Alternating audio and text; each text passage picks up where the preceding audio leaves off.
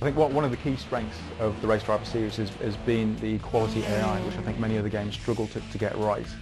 Getting cars racing with a human player, allowing for his mistakes, but racing well is actually a very tough thing to do. And again, this is one of the areas that we've adapted and built and worked on over the last 8 years.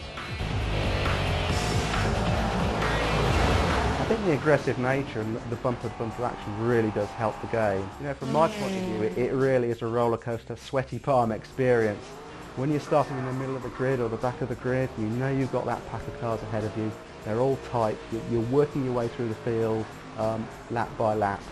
And then if you can get your way to the front, it's even more intense because you know you've got those guys right behind you on your back, and it's just edge of the seat all the time. If you're going round the corner and you're leaning on that other driver to get you round, and you see them being forced to run wide, I mean it's a real sense of satisfaction doing that.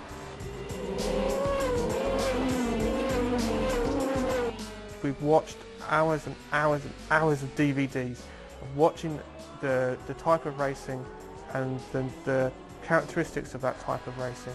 So when you're playing the game, when you're racing touring cars, you're going to see a lot of bumper, very close action, cars rubbing up against each other all the time. In open wheel racing, because the cars are much more fragile, the drivers always have to keep that little bit of distance between themselves, and that's completely reflected in the game. So with all the different types of racing in the game, there's also a wide range of different types of AI and close racing as well. 21 cars on track and all action, skids and slides and sparks and smoke, and it's all really fun. It's really exciting and really exhilarating.